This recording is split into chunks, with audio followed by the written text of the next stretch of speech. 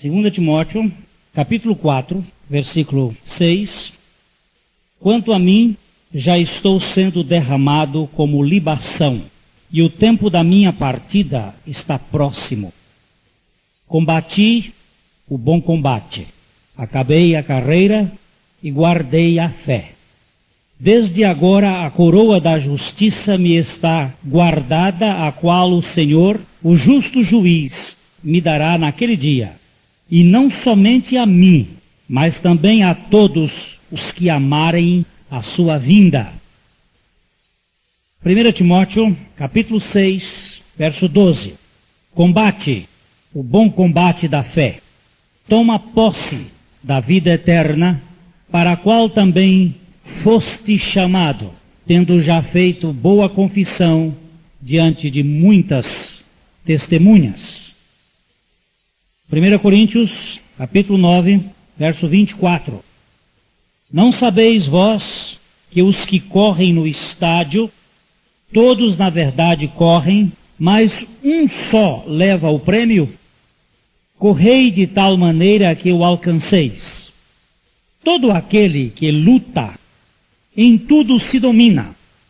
Eles para alcançar uma coroa corruptível, nós, porém, uma incorruptível. Portanto, corro não como indeciso, combato não como esmurrando o ar, antes subjugo o meu corpo e o reduzo à servidão para que, pregando aos outros, eu mesmo não venha de alguma maneira ficar reprovado. Santíssimo Espírito, nós dependemos, tanto na compreensão como na proclamação da tua operação e ministério. Nesta noite, falas aos nossos corações. No nome de Jesus. Amém. A vida cristã, na verdade, segundo o que nós lemos nestes textos das Escrituras, é um combate, é uma luta, é uma guerra. Nós ouvimos o quarteto cantando aqui, que já temos garantido uma vitória por meio de nosso Senhor Jesus Cristo. Castelo forte é nosso Deus, espada e bom escudo, com seu poder defende os seus em todo transe agudo. Mesmo quando o inimigo ataca com fúria pertinaz, nós temos aí um general capaz que já nos deu a vitória e que nos garante plena confiança. Mas a vida cristã é, sem dúvida nenhuma, um pugilato, um combate, uma guerra. O apóstolo Paulo disse: eu já combati a minha guerra, combati o bom combate. E ele exorta a Timóteo a que combata o bom combate da fé. E todo combate, ele tem momentos de ataque e momentos de defesa. Há o foxhole, o buraco da raposa, o lugar do front, onde o soldado está lutando para guerrear. E há o momento de fuga, de estratégia, onde você tem que sair. Não é só atacando, é também recuando. E a Bíblia, que é o modelo logístico da nossa guerra, ela apresenta os momentos e os aspectos a que devemos resistir e aqueles a que devemos fugir. No combate da fé, nós precisamos conhecer as coisas que Deus estabelece para resistirmos, não resistirmos, fugirmos, não fugirmos. Então vamos seguir o trajeto que a Bíblia estabelece para nós. Primeiramente em Atos, no capítulo 7, no versículo 51, aquele que é incrédulo à palavra de Deus, ele sempre está resistindo ao Espírito Santo. Homens de dura cerviz e incircuncisos de coração e de ouvidos, vós sempre resistis ao Espírito Santo. Assim, como fizeram vossos pais, também vós o fazeis. Eu quero chamar a atenção de vocês aqui para o que a Bíblia está dizendo. Tenham o cuidado de não resistir ao Espírito Santo. Hoje, se ouvirdes a sua voz, não endureçais os vossos corações. Este livro, apesar de ter sido escrito por homens, ele não é da lavra humana. Ele foi inspirado, soprado pelo Espírito Santo. Isto aqui é mais um ditado do que uma composição. Homens receberam um ministério de Deus de produzir o que ele queria. A Bíblia não contém a palavra de Deus somente. Ela é a palavra de Deus. Ela revela a vontade, o propósito, a intenção de Deus. Mesmo quando a Bíblia fala do diabo, é Deus falando do diabo. É Ele mostrando o que é o seu propósito para o homem. Resistir ao Espírito Santo é resistir à palavra do Espírito Santo, que é a Bíblia. Esse livro é chamado de espada do Espírito.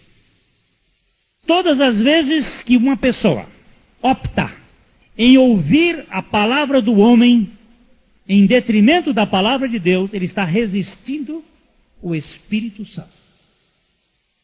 Nesta guerra você nunca pode resistir o Espírito Santo. O Espírito Santo não fala de maneira a esmo. Deus deixou trilhos exatamente porque Ele sabe todas as coisas e sabia que a humanidade ia cair neste vazio do subjetivismo, onde cada um acha o que bem acha e quer que o que acha seja o que Deus está dizendo. Nisto vem toda esta profetada que está surgindo cada vez mais. Eu não chamo isso de profecia, é um absurdo em que as pessoas dizem o que querem, o que o seu subconsciente está querendo dizer, e diz assim, diz o Senhor. E a palavra de Deus diz assim: eles nunca tiveram no meu conselho e nunca ouviram a minha voz. Resistir ao Espírito Santo é exatamente ir contra a palavra de Deus. Nisto nós temos que ter certeza de que está escrito. Não ultrapasseis o que está escrito. Toda a nossa segurança está exatamente no que está escrito. É verdade que a letra mata. Nós podemos ficar profissionais da letra, mas o Espírito nunca anda fora do trilho da palavra. Veja bem o que diz a Santa Escritura em 2 Timóteo, no capítulo 3, versículo 8. Aqui os rebeldes sempre resistem à verdade.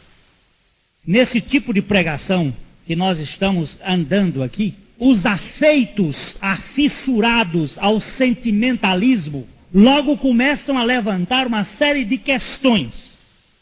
E eles põem em dúvida e resistem à verdade da palavra de Deus. Só que nós não vamos brigar, porque a palavra tem a sua própria defesa. Ela se basta. E as armas de nossa milícia não são carnais, mas sim poderosas em Deus para a destruição das fortalezas, reduzindo os sofismas e toda altivez que se levante contra o conhecimento de Deus. Não gastarei uma só vogal para defender a Bíblia. Ela se defende por si mesma. Ela se basta. A única defesa da Bíblia é a sua proclamação. Anuncie. Ela cuida de sua própria defesa. Mas vamos ler o texto de 2 Timóteo 2, 3, 8. E do modo porque Janes e Jambres resistiram a Moisés, também estes resistem à verdade, são homens de todos, corrompidos na mente, réprobos quanto à fé. Eu quero chamar a atenção dos meus amados que estes homens resistiram a Moisés e que os homens reprovados na fé são resistentes à verdade. A Bíblia nos diz que nós nada podemos contra a verdade, senão a favor da verdade. Não é possível você nadar contra a correnteza da palavra de Deus sem sofrer as consequências. Neste combate da fé, você não vá contra o muro da verdade, porque certamente se esfacelará. Não resista o Espírito Santo e não resista à palavra da verdade, a palavra de Deus. Indubitavelmente, você virará pó. Todo aquele que se põe de queixo levantado contra a palavra de Deus, acaba sucumbido. Eu tenho muito respeito pelas pessoas que têm respeito para com a palavra de Deus. Mesmo que eles não tenham chegado a uma experiência de regeneração. O fato de respeitarem o terreno sagrado da palavra e não resistir. Eu ainda outro dia ouvi um cidadão dizer o seguinte: eu ainda não cheguei à minha experiência de regeneração, mas tenho certeza de que o que Deus disse na sua palavra é a verdade. Digo, este homem tem pelo menos uma consciência de que Deus é verdadeiro e não podemos resistir à verdade sem sofrer consequências danosas. Então, não é possível resistir a Deus. Romanos, capítulo 9, 19. Tu, porém, me dirás, de que se queixa ele ainda? Pois quem jamais resistiu à sua vontade? Não tem, Valdir, ninguém que possa resistir à vontade de Deus, que sobre alguma coisa. Hoje, na primeira reunião, nós tratamos desse aspecto de fazer aquilo que é agradável a Deus. Deus nos fez agradáveis no amado para que nós fizéssemos aquilo que é agradável a Ele. Ele veio a nós para nos fazer agradáveis em Cristo, a fim de que nós pudéssemos agradá-lo em tudo o que fizer. Agora, se Ele fez esse tudo, é para que nós nos conformemos com a sua vontade. Joni Eareckson, aquela moça bonita, que teve uma fratura de cervical, e parece que a terceira vértebra, gerando uma tetraplegia. Ela foi tomar um banho na praia, na água. Quando ela mergulhou, a onda pegou-a e jogou de costas, e ela teve fratura. E ficou tetraplégica. E ela disse que durante 1 ano e alguns meses, dentro de um hospital, se tornou uma pessoa extremamente agressiva. Era só 10% de possibilidade, porque ela estava o resto tudo paralisado, só tinha a cabeça. E na sua rebeldia ela não queria ouvir falar de Deus e de sua vontade. Zangou, como diz a turma, ficou pior do que cachorro de japonês. Braba, valente, irritada. Até que, sem entender, que a gente não entende essas coisas, rendeu-se à vontade soberana de Deus, ainda que a vontade de Deus para a vida das pessoas não seja o mal, mas que as circunstâncias naturais das leis da vida produzem. Deus, na sua infinita graça, opera sobre esta vida uma transformação. Esta moça, quando se submeteu à vontade de Deus, se tornou uma bênção.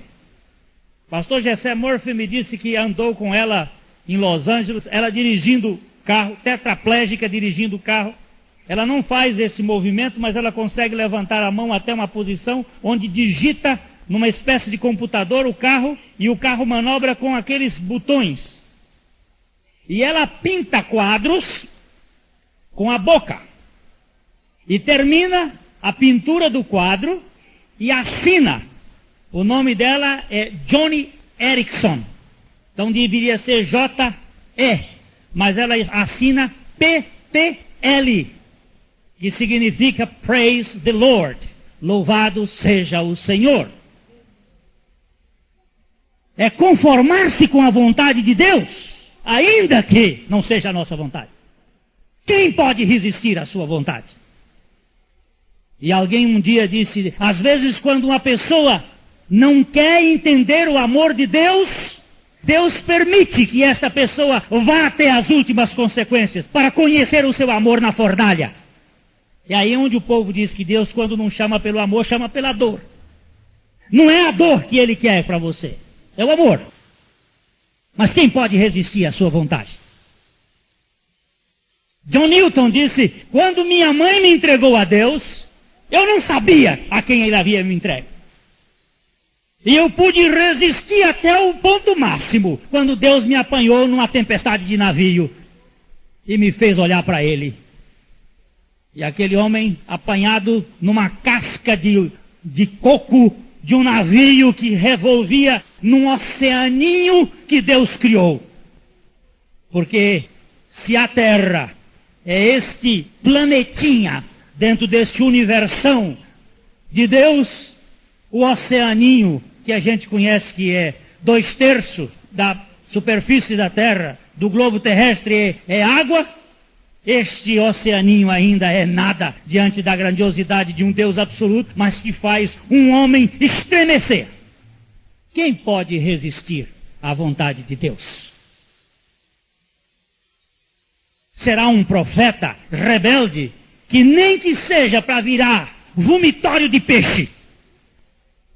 Aquele peixe teve que tomar sorrisal depois para ver o que é o gosto de azinhavre de ter engolido um profeta rebelde. Mas quem pode resistir a esta vontade? Não resista ao Espírito Santo. Não resista à palavra, à verdade. Não resista ao Deus da verdade. Jesus também chamou a atenção para uma outra coisa que você não deve resistir. Em Mateus capítulo 3, verso 39. Quando você for assaltado, por favor, não resista. Quando o ladrão aparecer, não resista. Quando alguém estiver, não resista. Esta é a ordem de Jesus. Mateus 5,39. Eu disse errado. Isto vai acontecer muitas vezes. Eu, porém, vos digo, não resistais ao perverso, mas a qualquer que te ferir na face direita, volta-lhe também a outra. Não resista ao perverso. Essa semana eu vi num desses anúncios, desses comentários de televisão, a respeito de um homem que estava esperando a sua esposa num ponto na frente do colégio, quando chegaram 2 ladrões, e o homem fez um gesto brusco, quase como que uma resistência, recebeu 2 balaços e morreu. Quando o ladrão vier, não resista, entrega. Não resista ao perverso, diz a palavra de Deus. Mas a quem nós devemos resistir? Só tem uma pessoa que a Bíblia manda resistir. Não é para resistir o Espírito Santo, não é para resistir a verdade, não é para resistir a Deus e não é para resistir o perverso. Quem é que nós devemos resistir? A Bíblia mostra que só há uma pessoa que você deve resistir. 1 Pedro capítulo 5, versículo 5. Nesta luta da fé, só há uma pessoa a quem devemos resistir. Rogo igualmente aos jovens, sede submissos aos que são mais velhos, outros sim, no trato de uns com os outros, cingivos todos de humildade. Não. 5:9. Sede sóbrios e vigilantes. O diabo, vosso adversário, anda em derredor como leão, que ruge procurando alguém para devorar. Resisti-lhes firmes na fé, certos de que sofrimentos iguais aos vossos estão se cumprindo na vossa irmandade espalhada pelo mundo. Resistir a quem? Quem que a Bíblia manda resistir? Olha só, não é para resistir o Espírito Santo, não é para resistir à verdade, não é para resistir a Deus, não é para resistir o perverso. É para resistir quem? Eu pensei que era para fugir do diabo. Não, senhor. Não existe na Bíblia ideia de covardia com o diabo. Aliás, a Bíblia diz o seguinte: as portas do inferno não prevalecerão contra a igreja de Deus. Veja bem, quem é que está na porta do inferno? É o diabo ou é a igreja que está na porta do inferno?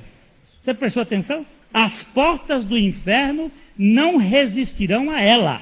A ela quem? A igreja. A igreja está onde? Nas portas do inferno e tirando de lá da boca da porta do inferno os que vão sendo salvos. A resistência aqui é em direção do diabo. Não é para fugir do diabo, não. A Bíblia não manda fugir do diabo. Em Tiago, no capítulo 4, no versículo 6, a Bíblia diz que o diabo é que tem que fugir de nós. Tiago 4, 7. Sujeitai-vos, portanto, a Deus, mas resisti ao diabo, e ele fugirá de vós. Na luta, no combate, na guerra da fé, nós não podemos resistir ao Espírito Santo, não podemos resistir à verdade, não podemos resistir a Deus, não podemos resistir ao perverso. 4. Mas a Bíblia diz: resisti ao diabo, resisti firmes na fé, e ele fugirá de vós.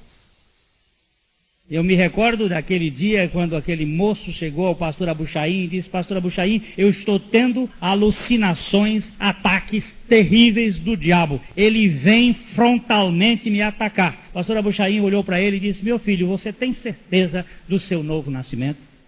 Ele disse: perfeitamente. Você tem convicção de que Jesus Cristo lhe fez morrer e que você é uma nova criatura em Cristo Jesus, que você morreu naquela cruz com Cristo, que você ressuscitou, Cristo é sua vida? Ele disse: não tenho dúvida. Ele disse: então chama ele para vir. E vai em direção a ele. Ele disse: pode vir, diabo. Pode vir, se você for diabo.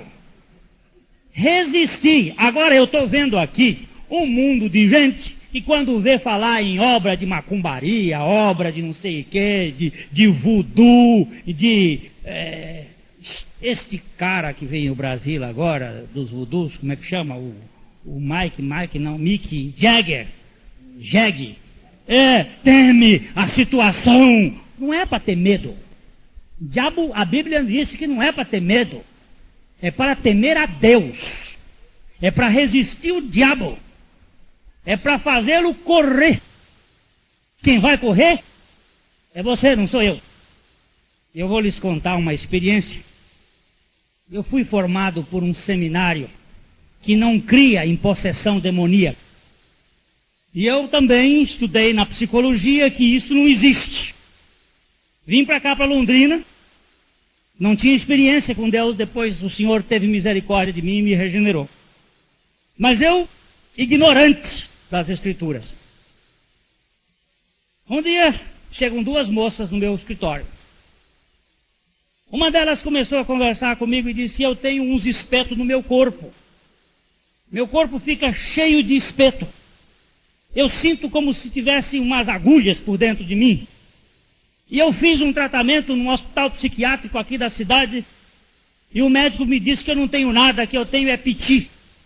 O que eu tenho é simplesmente coisas que eu invento. Mas eu sinto. Mas me disseram que eu tenho assim, de sofisma e meio incrédulo. Virei-me para ela e disse: minha filha, se você tem esse encosto, esse espírito ruim, do jeito que ele entrou, ele sai. A cadeira fez assim, vapt. Não vou dizer para vocês o que ela disse. Quem é você, pastorzinho para me tirar daqui? Cabelo levantaram tudo. Eu tremi até a medula óssea. Quetei ali, a outra moça meteu a cabeça entre as pernas e eu fiquei ali, meu Deus, e agora? É verdade que existe mesmo, porque eu estou vendo. E levei uns 15 minutos para me reorganizar a coisa. E eu clamava a Deus por uma coisa: Senhor, tem misericórdia de mim. Eu creio na tua palavra. E a Bíblia me diz assim: resisti. e ele fugirá de vós. 15 minutos de restauração ali, baixo, quieto, e o bagaço está comendo lá. Eu não queria nem levantar a cabeça para ver. Depois desses 15 minutos eu levantei a cabeça. Agora, em nome de Jesus, eu te ordeno, espírito maligno, saia dela agora. Pum! O que eu estou fazendo aqui? Que lugar é esse? De onde eu vim fazer? Quem é o Senhor? Eu não sou ninguém, mas escuta, você precisa conhecer quem é Jesus. E esta moça hoje mora em Faxinal, restaurada, casada, vivendo, liberta. A Bíblia diz isto, e eu não entendo, mas também não é para eu entender. Nesta luta de fé ele diz, resistir e ele fugirá. E acabou-se. É encosto? Desencosta. É opressão? Ele se manifestou para destruir as obras do diabo. Nessa luta de fé, eu só tenho que resistir ao diabo, com toda a sua hoste, porque lá na cruz do Calvário, ele foi vencido, ele foi destruído, ele foi posto em execração pública, ele foi feito abaixo dos pés de Jesus, ele está submisso à autoridade de Cristo. E agora não é para ter medo, e gente que se encolhe, que anda aí alimentando doença, provocada pelo diabo, de acusação, de depressão, se submetendo às acusações malignas. Não, senhores, nesta luta de fé, combati o bom combate, e é o combate da fé. Satanás, em nome de Jesus, tira as mãos disso aí. Isso não te pertence. Isto aqui foi comprado com preço alto. Isto aqui é preço de sangue. Eu cheguei na minha casa, uma ocasião de viagem, e a minha esposa disse, bem, está acontecendo um negócio aqui esquisito. Porta abre sem negócio, bate, faz aqui, faz uma arruaça de noite. Eu digo, aqui não. Seu terreiro é outro. Isto aqui é terreno sagrado, comprado com o sangue de Cristo. Em nome de Jesus, vai embora. Eu não sei como é isto. Não venha me dizer se eu sei explicar, que eu não sei. É paranoia, é poder coletivo, é mente coletiva, é não sei mais, não sei. Eu sei que existe. E sei que ele anda ao derredor, rugindo como um leão, tragando a quem possa tragar. Mas a minha Bíblia diz que nesse combate é para resistir. E ele vai dar no pé. Tira as suas mãos sujas deste projeto de Deus. Nós precisamos ser mais ousados. Mas tem coisa que tem que fugir. Não é para resistir o Espírito Santo, não é para resistir a verdade, não é para resistir a Deus, não é para resistir ao perverso, é para resistir ao maligno, e tem coisa que tem que fugir. Tem algumas coisas que a Bíblia manda que nós demos meia volta para trás. Caminha comigo aqui nas Escrituras em alguns pontos. 1 Coríntios capítulo 10, verso 14, onde a palavra de Deus diz que você precisa fugir. Portanto, meus amados, fugi da idolatria. Não se meta com idolatria. Idolatria não é para resistir, não é para derrubar, não é para argumentar, é para fugir. A Bíblia nos diz, no Salmo 115, versículos 4 a 8. Prata e ouro são os ídolos deles, obra das mãos de homens. Tem boca, mas não falam. Tem olhos e não veem. Tem ouvidos e não ouvem. Tem nariz e não cheiram. Suas mãos não apalpam, seus pés não andam. Som nenhum lhes sai da garganta. Tornem-se semelhante a eles os que os fazem, e quantos nele confiam. Idolatria. Quem é idólatra é semelhante ao ídolo. Quem adora a vaca é vácuo. Por sinal, vácuo é vazio. Diz que a única coisa que a vaca tem medo quando anda de avião é do vácuo. Dr. João Henrique acabou de vir da Índia. E ele nos disse aqui ainda há pouco. É terrível a opressão naquele país. Há cerca de 3 milhões de ídolos. Quem adora macaco não passa de macacada. passa por cima daquele país uma ideia idolátrica. Mas e o nosso? Às vezes o ídolo não é uma imagem, é uma ideia, é uma pessoa, é um filho, é uma esposa, é um marido, é uma postura, é uma religião. Tudo aquilo que se interpõe entre nós e Deus é ídolo. Idólatras ferem o relacionamento com Deus. Foge de idolatria. Até aquilo que você sabe que foi dedicado aos ídolos, você não deve comer. Quando eu vou à Bahia, eu não como acarajé.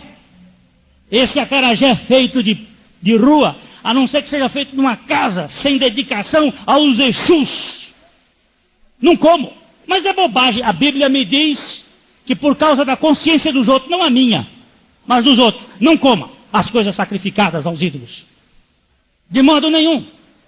Idolatria é uma coisa que vem destruindo a humanidade. O povo de Israel levantou-se para adorar e sentou-se para comer e beber e se fartar e caiu no deserto.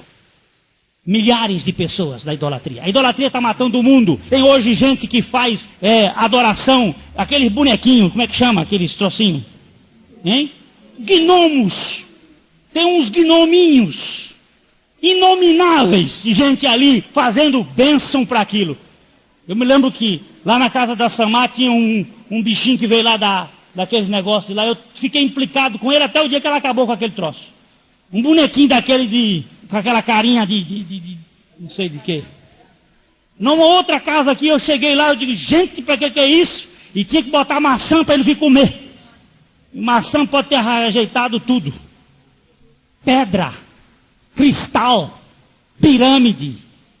Fugir da idolatria, tudo que for idólatra.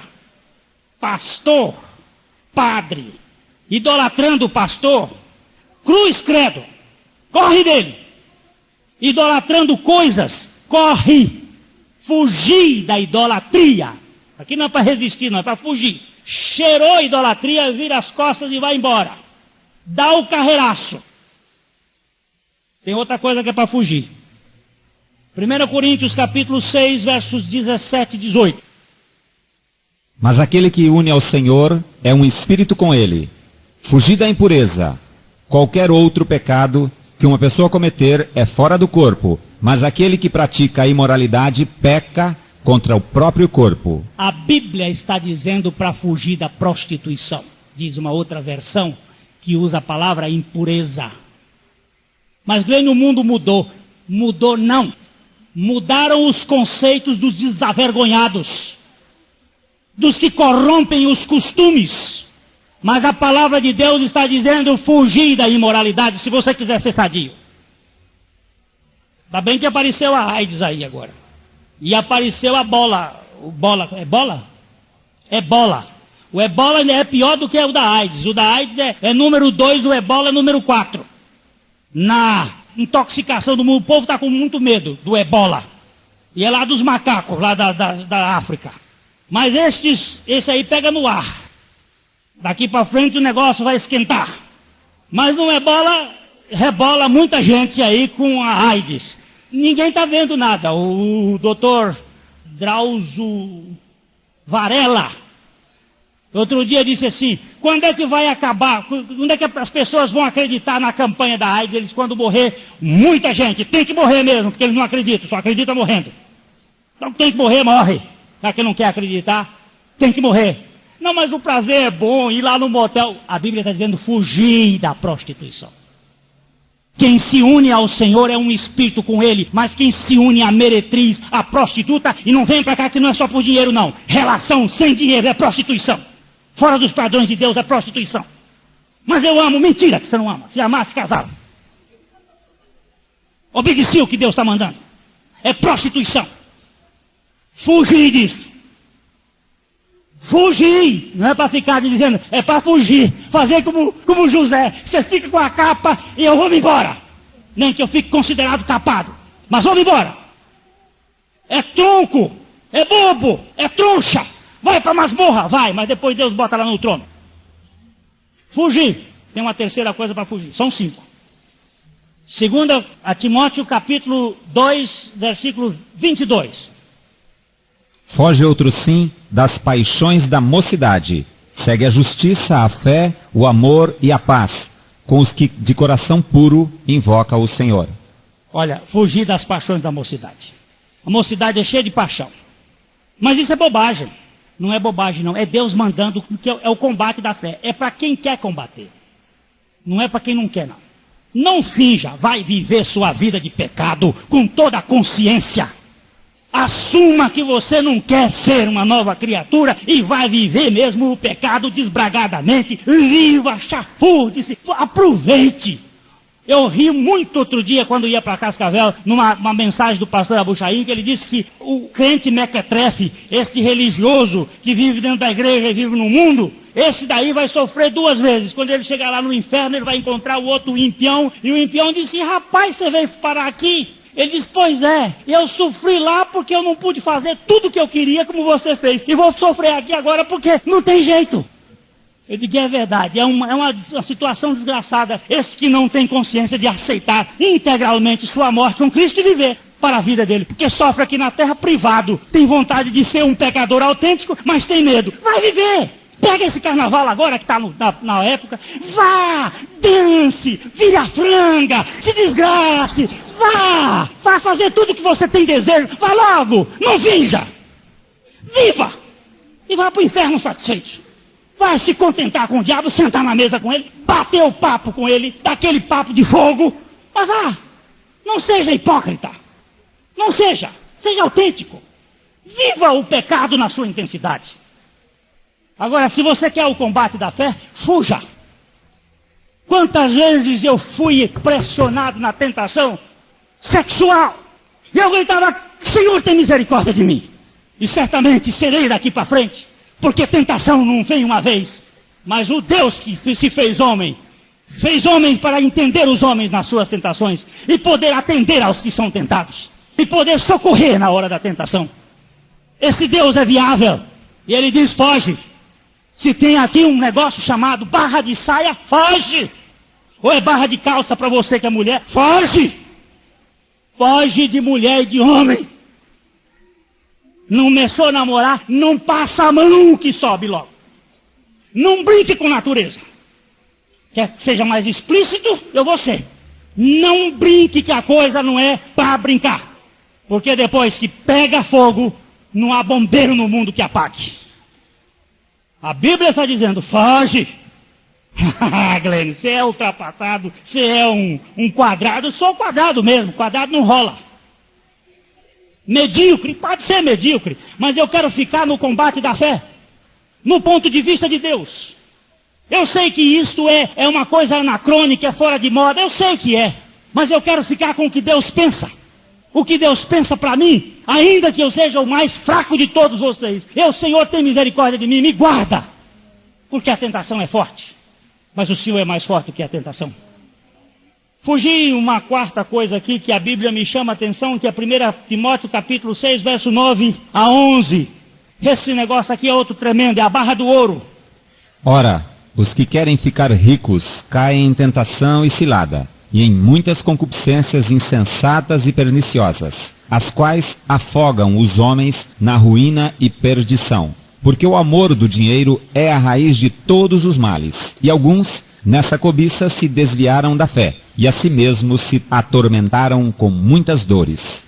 Tu, porém, ó homem de Deus, foge destas coisas, antes segue a justiça, a piedade, a fé, o amor e a constância, a mansidão. Olha aí, ele está dizendo, não está dizendo que a riqueza é problema, o amor ao dinheiro. Os que querem ficar ricos caem em ciladas e tentações, concupiscências, porque ele não fica satisfeito em ter um Fuquinha, ele quer uma BMW, ele não fica alegre em ter uma Brasília. BMW, ele quer uma BMW, uma Brasília bem velha. Aí aquela coisa insopitável, ele fica lá querendo, mas eu não aceito, porque que um tem e eu não tenho. Meu Deus, se o senhor quiser dar, tá bom. Se o senhor não der, tá bom. faz isso no meu coração. A Bíblia não está dizendo que Deus não tem prazer em enriquecer. A Bíblia está dizendo que é problema aqueles que querem ficar ricos. O amor ao dinheiro, diz a Bíblia, é a raiz de todos os males. Procura aí a causa dos males da terra. E veja quem está por trás. Foge destas coisas. Foge daquilo que quer lhe dar vantagem para passar o outro para trás. Foge. Alguém me veio oferecer uma coisa pela bacia das almas. Você sabe o que é bacia das almas? É um produto que é comprado daquele que está em aperto. O sujeito está em aperto, o produto vale 100, ele está vendendo por 40 para sair da situação. O vantajoso vai e compra. A Bíblia diz que isto aí é extorsão, é indignidade, é roubo, é querendo levar vantagem. É por isso que os negócios depois não dão certo. Não sei por que não deu certo, não sabe? A cobrança do juiz eterno. E ele é juiz de órfãos, de viúvas, ele cuida. Pega o necessitado para ver depois se você não vai pagar caro. Eu não sabia disso, não sabia? Pois fique alerta. Foge de querer ficar rico. Se Deus lhe der riqueza, aleluia, e distribua, e seja mais pródigo ou mais produtor, mas não fique querendo ficar. Foge. Quinta coisa, para ir dormir. 2 Timóteo capítulo 3, verso de 1 a 5. Esse texto é muito importante. Deixa eu ficar rouco hoje. Sabe, porém, isto: nos últimos dias sobrevirão tempos difíceis, pois os homens serão egoístas, avarentos, jactanciosos, arrogantes, blasfemadores, desobedientes aos pais, ingratos, irreverentes, desafeiçoados, implacáveis, caluniadores, sem domínio de si, cruéis, inimigos do bem, traidores, atrevidos, enfatuados, antes amigos dos prazeres que amigos de Deus, tendo forma de piedade, negando-lhes, entretanto, o poder. Foge também destes. Foge destas más companhias. Foge. Você nunca ouviu aquele texto de 1 Coríntios, capítulo 15, versículo 33, que diz: Não vos enganeis, as más conversações corrompem os bons costumes. A outra versão diz: as más companhias corrompem os bons costumes. Conhece o provérbio? Dize-me com quem andas e direi quem és. E o outro: quem com porcos se mistura, farelos come. Mas glênio se a gente fizer isso com quem vai andar. Vai para o Salmo 16, verso 3.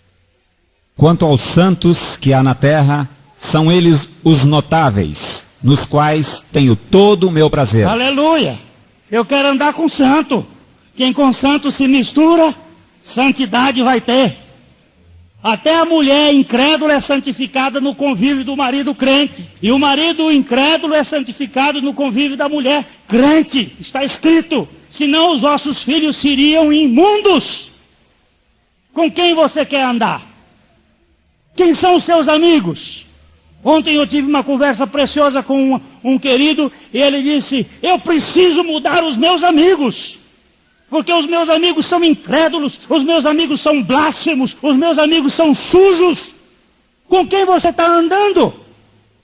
Olha lá, foge destes, corre fora, é sua missão.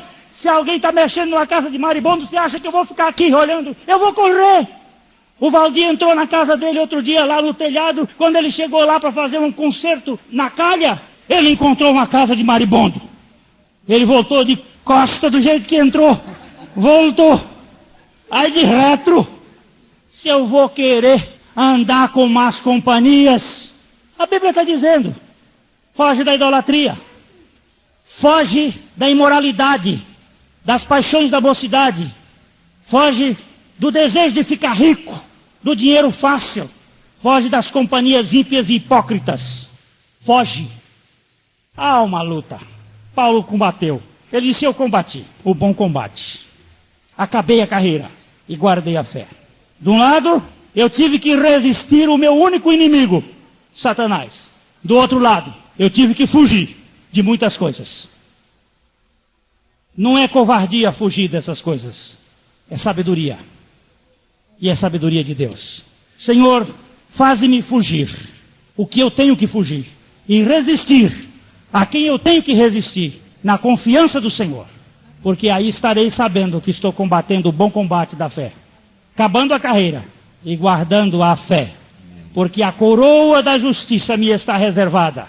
Quando o justo juiz haverá de depositar sobre a cabeça a coroa da glória. Senhor, não permita que o teu filho seja um fracasso nos anos da sua vida. Por isso Paulo diz, terminando aqui, luto, não como desferindo golpes no ar, mas esmurro o meu próprio corpo, para que, tendo pregado a outros, não venha eu mesmo ser desqualificado.